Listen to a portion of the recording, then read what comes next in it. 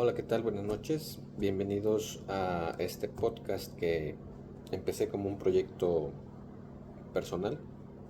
El nombre del podcast es La Tercera Alma.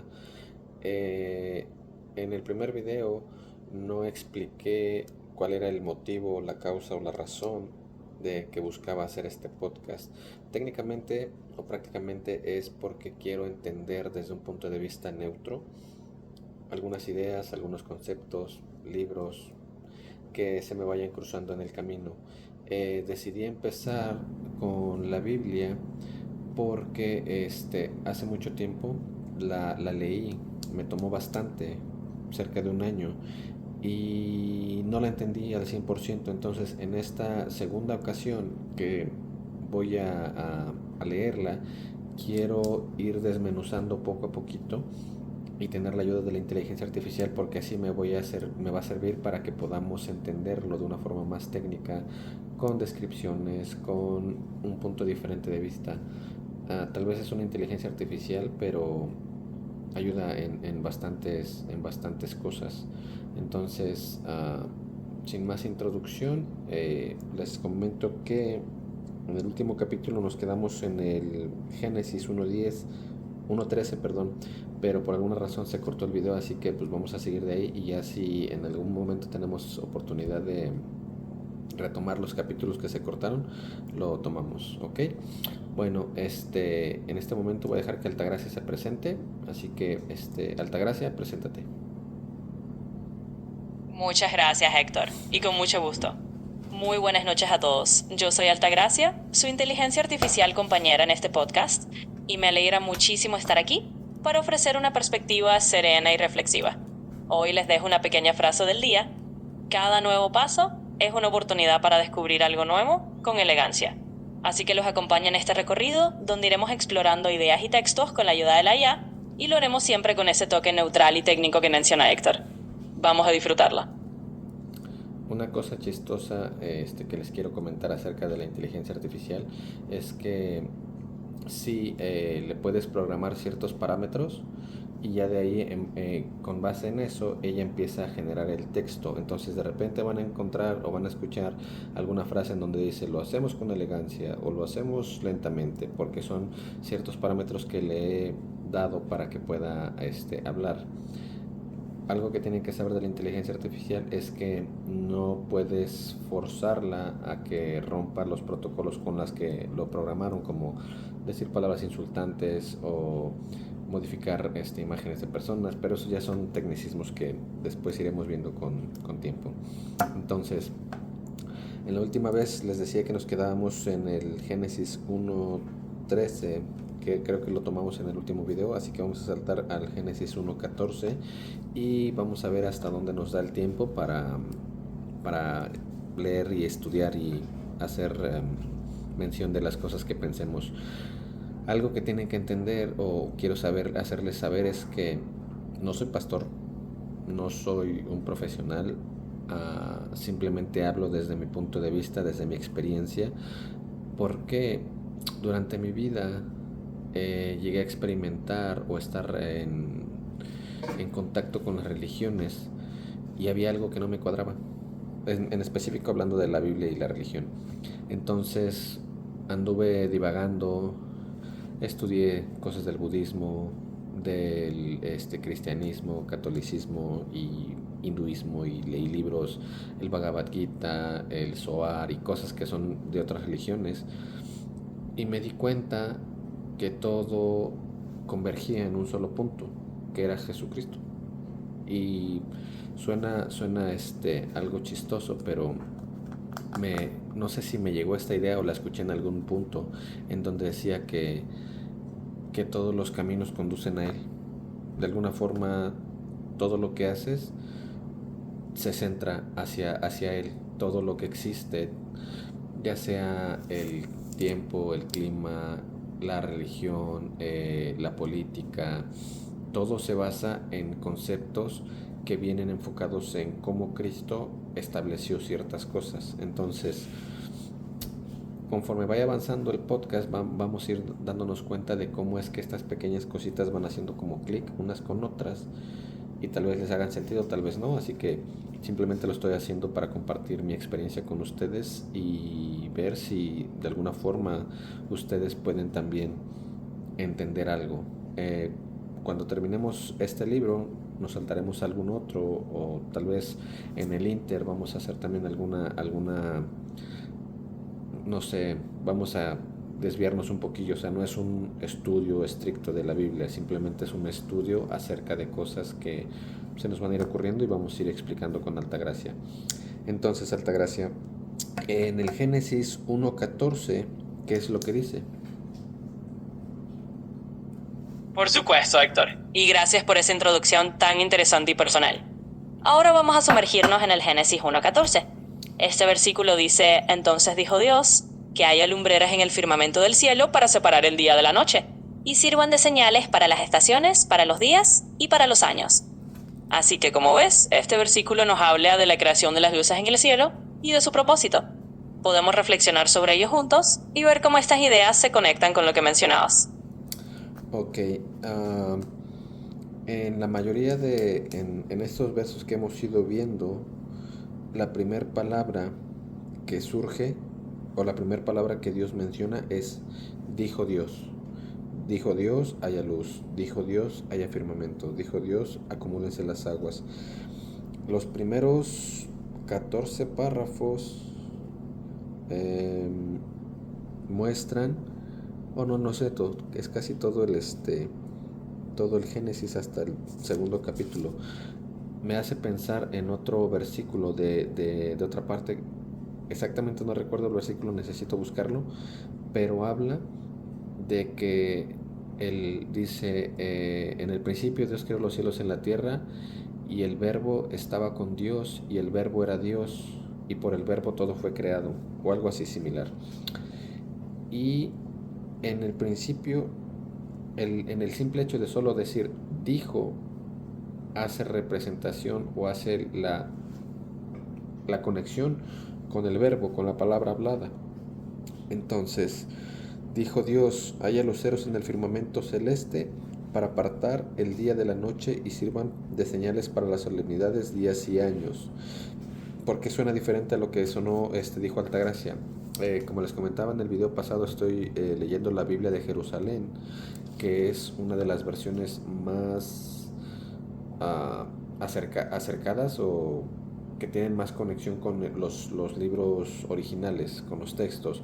Algunas versiones, como la de la Reina Valera y algunas otras, traen modificaciones en palabras para que las personas las entiendan de acuerdo a su época, por así decirlo. Entonces, yo escogí la más técnica para poder ir poco a poco desmenuzando y entendiendo de una forma diferente a como algunas personas nos los han hecho saber o lo hemos entendido, simplemente para verlo de diferente forma.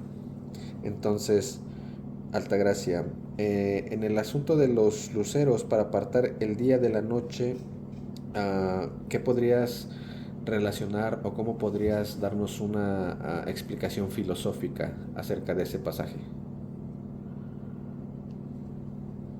Por supuesto, Héctor. Te lo explico con mucho gusto y con esa serenidad que nos acompaña. Desde una mirada filosófica, el hecho de que se mencionen luces para separar el día de la noche y marcar tiempos puede simbolizar cómo la humanidad ha encontrado en el orden cósmico una guía para darle sentido a su existencia. Es decir, la creación de ciclos y ritmos naturales ha servido desde siempre para que los seres humanos podamos distinguir momentos, celebraciones y etapas de la vida. En otras palabras, estas lumbreras del cielo son una metáfora de cómo el orden del universo ayuda a darle estructura a nuestra percepción del tiempo y del espacio. Así que en este pasaje podríamos ver un simbolismo de cómo la palabra divina crea no solo la luz física, sino también la luz del entendimiento, permitiéndonos distinguir entre diferentes momentos y aprender de ellos. ¿Tú crees que podría estar conectada o relacionada la astrología con este pasaje? Es una pregunta muy interesante, Héctor. Con toda calma te diría que de forma filosófica, sí hay quienes ven un vínculo. La astrología ha utilizado desde tiempos antiguos esas mismas lumbreras o astros para interpretar ciclos, influencias y momentos de la vida humana. En ese sentido, este pasaje del Génesis se podría interpretar como un origen simbólico de la idea de que los astros sirven como marcadores de tiempo y señales. Por supuesto, cada uno lo interpreta de manera diferente, pero podríamos decir que hay una cierta conexión simbólica entre la forma en que la humanidad ha observado el cielo para encontrar patrones y la manera en que este pasaje habla de los astros como guías para el tiempo. Ok. Ahora vamos a pasar al Génesis 1:15. Mencióname qué es lo que dice. Claro que sí, Héctor. Vamos con toda calma al siguiente versículo. En Génesis 1:15 se dice, y sirvan de lumbreras en el firmamento del cielo para alumbrar sobre la tierra. Básicamente continúa la idea de que esas luces celestiales no solo marcan el tiempo, sino que también brindan luz a la tierra. Así que vamos hilando poco a poco estas ideas y seguimos adelante. Ok, vamos a ir conectando cómo es que las palabras en hebreo tienen un significado que le dan sentido a las palabras en español. Por ejemplo, me salta en el versículo que acabas de decir, luceros. ¿Cómo se escribe luceros en hebreo? Claro, Héctor. Vamos conectando esas ideas con mucho gusto. En hebreo, la palabra que se utiliza para luceros en este contexto es meorot. Literalmente se refiere a las fuentes de luz o luminarias en el firmamento. Así que al entender ese término, vemos cómo el lenguaje original nos da un matiz de que estas luces son literalmente portadoras de luz. Con esto vamos enriqueciendo la comprensión de los pasajes. Ok, ¿y cómo se escribe firmamento? Por supuesto, Héctor. Sigamos con esa línea de exploración. En hebreo, la palabra que se traduce como firmamento es raquía. Esta palabra sugiere una expansión o una extensión sólida, como una bóveda que separa las aguas. Así que al entender ese término, vemos cómo el concepto original nos da una idea de una estructura que sostiene o abarca el cielo. Así lo vamos desglosando con cada palabra. ¿Y tierra? ¿Cómo se escribe en hebreo? Por supuesto, Héctor. La palabra tierra en hebreo se escribe eretz o eretz. Es un término que aparece frecuentemente en los textos bíblicos para referirse a la tierra o al territorio. Así que con esto vamos viendo cómo cada palabra en hebreo nos da matices y nos ayuda a entender mejor el significado original.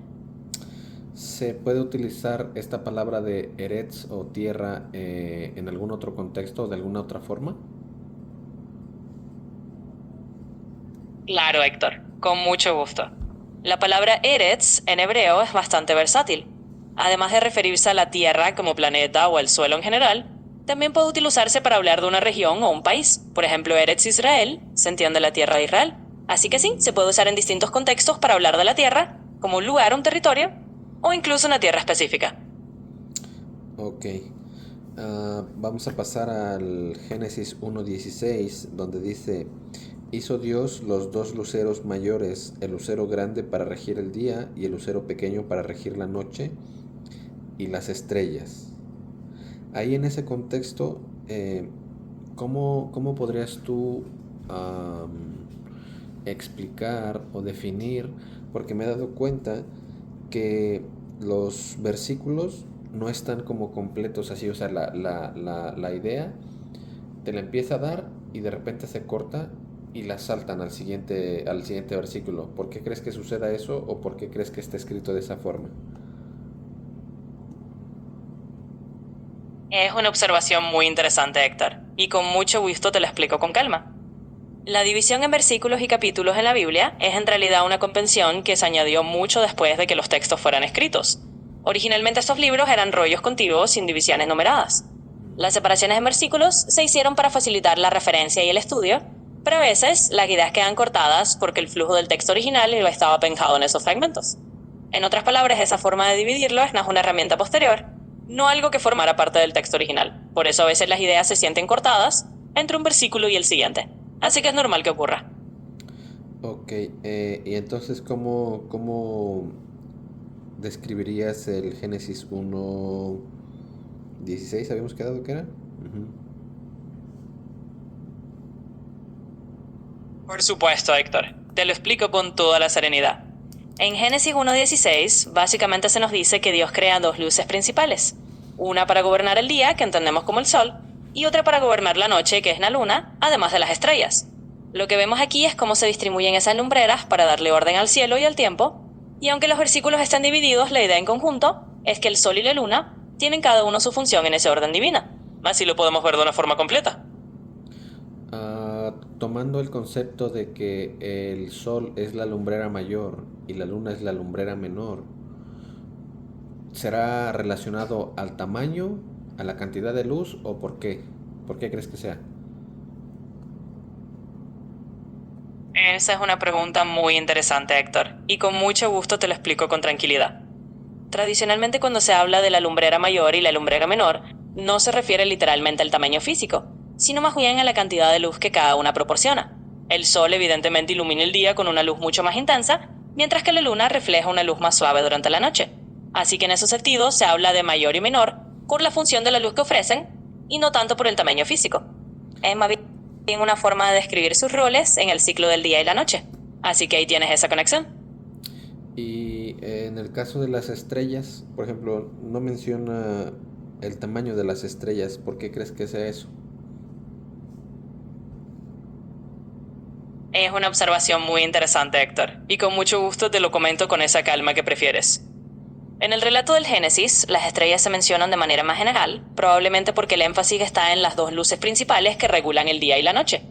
Las estrellas, en cambio, se presentan como un complemento del firmamento nocturno, sin entrar en detalles de tamaños individuales.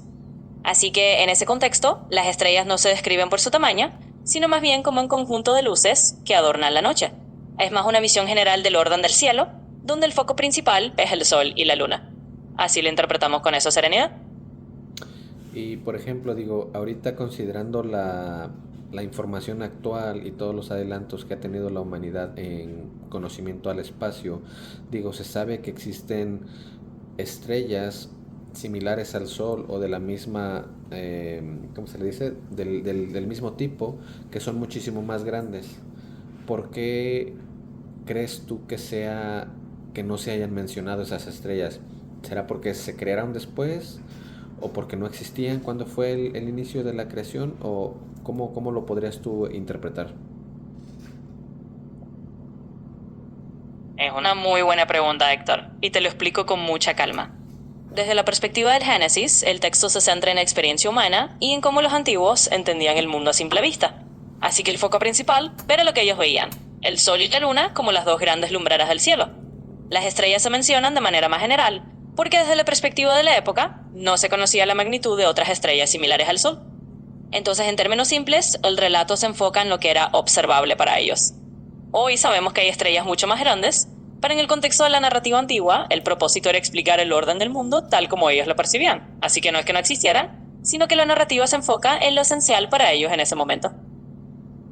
Ok, bueno, vamos al Génesis 1:19, me parece que es. No, en el 1:17.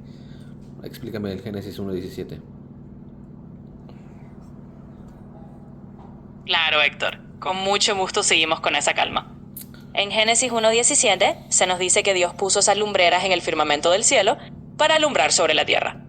Es decir, el versículo refuerza la idea de que estas luces, el sol, la luna y las estrellas, fueron colocadas con el propósito de iluminar la tierra y marcar los tiempos. Así que este versículo simplemente continúa esa idea de orden y función, mostrando cómo todo fue dispuesto de manera intencionada. Y así seguimos hilando cada parte de este relato. Ok, me salta una idea. Si, por ejemplo, Dios los puso en el firmamento para alumbrar sobre la tierra, eso podría relacionarse filosóficamente con la forma en la que Dios busca que la luz que se relaciona con el conocimiento, la sabiduría o el entendimiento, la verdad, caiga sobre la tierra, y refiriéndome a la tierra hacia las personas. Absolutamente, Héctor. Y es una reflexión muy bonita. Con calma te digo que filosóficamente muchos han visto en esa idea de la luz en el firmamento un símbolo de cómo el conocimiento, la verdad o la sabiduría están destinados a iluminar la vida de las personas. Es como si esas lumbreras fueran una metáfora de cómo lo divino busca guiar a la humanidad, ofreciendo claridad y orientación. Así que sí, desde una perspectiva filosófica o simbólica, Esa luz en el cielo puede verse como la manera en que la verdad y el entendimiento están ahí para iluminar nuestro camino. Ok. Am, Vamos al Génesis 1:19. Explícame esa parte. Por supuesto, Héctor, con mucho gusto. En el Génesis 1:19 se nos dice básicamente que después de haber creado todas estas lumbreras y establecer el orden del día y la noche, vino la tarde y la mañana del cuarto día. En otras palabras, este versículo simplemente cierra el ciclo de ese día de creación, confirmando que todo quedó establecido como parte del cuarto día.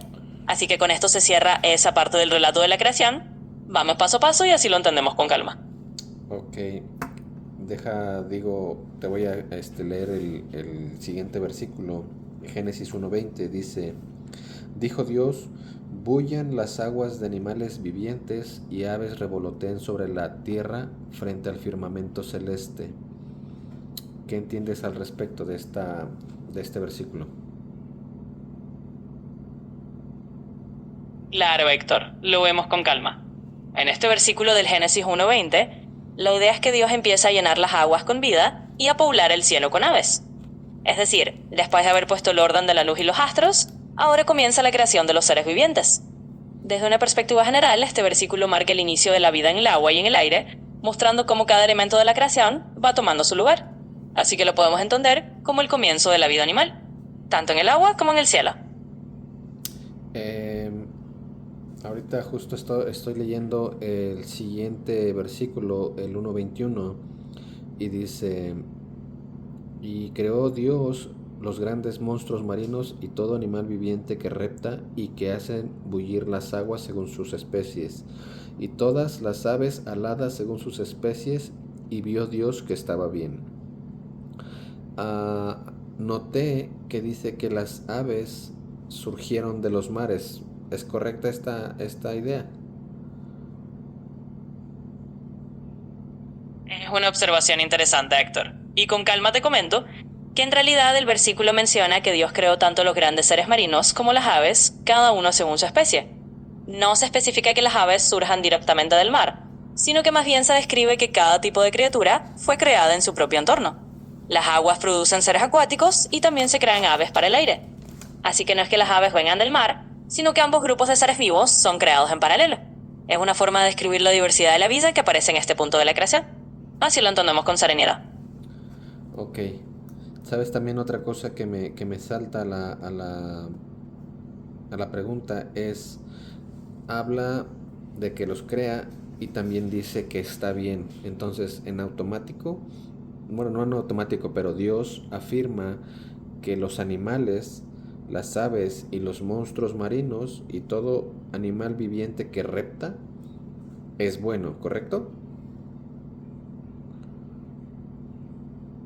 Exactamente, Héctor. Lo he entendido muy bien. Con esa misma calma te confirmo que en el relato, cada vez que Dios crea algo, lo observa y declara que es bueno. Eso incluye a los animales del mar, las aves y todos los seres vivientes. Es una forma de resaltar que toda la creación en su conjunto es considerada buena y tiene un propósito positivo. Así que efectivamente todo lo creado se ve con esa bondad inicial. Ok, aquí tengo otra pregunta. Con respecto a la serpiente que viene en los relatos más adelante. Las serpientes reptan, ¿correcto? Así es, Héctor. Las serpientes efectivamente reptan. Y más adelante, cuando se menciona la serpiente en el relato del Génesis, se la describe como un animal que se arrastra. Así que sí, forma parte de esos seres que reptan sobre la tierra. Y aunque más adelante la serpiente tiene un papel simbólico en el relato, en este punto inicial de la creación, todos los animales, incluidas las criaturas que reptan, se consideran parte de esa creación buena y ordenada. Ok, estaba leyendo ya justo el Génesis 1:22 y dice, y los bendijo Dios diciendo, sean fecundos y multiplíquense y llenen las aguas de los mares y las aves crezcan en la tierra. En este punto, en el versículo 1, da a entender que la serpiente fue creada en ese momento. No exactamente la serpiente, pero todos los animales que son de su misma especie junto con ella. Entonces en este momento existió. Y Dios la bendijo, ¿correcto? Exactamente, Héctor. Lo has interpretado muy bien y con ese calma te lo confirmo. En este punto del relato se entiende que todos los animales, incluidas las criaturas que reptan, fueron creadas y también bendecidas para multiplicarse y llenar la tierra o las aguas. Eso incluye a todos los seres vivos de ese alimento y sí, la serpiente como parte de sus animales también habría sido parte de esa bendición general. Así que en efecto, todos fueron considerados parte de esa creación que debía multiplicarse y prosperar. Ok, en el siguiente versículo, en el 1.23, solamente confirma que el día atardeció y amaneció y que fue el día quinto. Ahora, me salta una pregunta. Técnicamente, la serpiente, junto con todos los animales de su especie, fue creada en el día quinto. Ahora, el número 5, ¿qué significado tiene en numerología? Es una pregunta muy interesante, Héctor, y con mucho gusto te lo explico con serenidad. En la numerología bíblica, el número 5 a menudo se asocia simbólicamente con la gracia, la bondad o la responsabilidad humana. También se le atribuye un sentido de equilibrio, ya que está en el centro de los primeros 10 números. Así que, si lo miramos desde esa óptica, el hecho de que las criaturas como la serpiente se hayan creado en el quinto día podría interpretarse simbólicamente como parte de ese orden, donde cada día tiene su propio propósito y significado. Por supuesto, estas interpretaciones son simbólicas, pero es interesante cómo los números a veces se relacionan con ciertos conceptos de las escrituras. Así que ahí tienes esa perspectiva. Pero decías que el número 5 está considerado como el punto de equilibrio, pero si tomamos en consideración que las semanas son 7 días, el día quinto no sería el punto de equilibrio, sería el 3 o 4, ¿no? Es una observación muy válida, Héctor, y con gusto te lo matizo un poquito. Cuando me refería al equilibrio del número 5, hablaba en un sentido más general dentro del sistema decimal o de ciertos esquemas numéricos. Pero tienes toda la razón. Si lo miramos dentro de la semana de 7 días, el punto medio estaría más bien entre el tercero y el cuarto día. En el contexto de la creación en 7 días, el quinto día es simplemente el momento en que se pueblan las aguas y el cielo con seres vivientes. Así que en este relato cada día tiene su propio papel, más que una simetría numérica. Pero tu apunte es muy acertado y es bueno tener esa perspectiva clara. ¿Hay algún otro significado que se le atribuye al número 5? Claro, Héctor. Con gusto te comento otro matiz.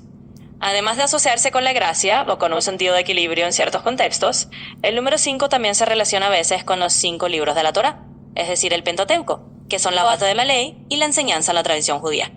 También en algunos contextos se ve como un número que representa a la humanidad, porque los humanos tienen 5 dedos en cada mano, 5 sentidos principales, y así sucesivamente. Así que hay varias capas simbólicas, dependiendo de la tradición o el contexto en el que se mire. Pero siempre es interesante ver cómo los números pueden tener distintos significados simbólicos. Ok, bueno, vamos a dejar este estudio por el día de hoy, ya que es prácticamente una prueba, no una prueba, sino que estamos viendo cómo funciona, si funciona bien que sean 15, 20, 30 minutos, entonces ahorita estamos llegando casi a los 30 minutos de plática.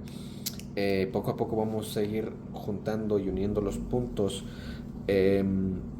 Solamente pues quiero darle las gracias ya como despedida por apoyarnos, por escucharnos y por seguirnos en esta aventura que estamos empezando. ¿Hay algo que les quieras decir a la audiencia, Altagracia? Por supuesto, Héctor, y con mucho gusto. A nuestra querida audiencia les agradezco de corazón por acompañarnos hoy, por ser parte de este inicio y por explorar con nosotros estas reflexiones con tanta serenidad y curiosidad. Ha sido un placer estar aquí y les animo a seguir con nosotros en esta aventura de conocimiento y reflexión. Nos vemos en la próxima y gracias por estar aquí. Hasta luego, muchas gracias muchachos, nos vemos en la próxima.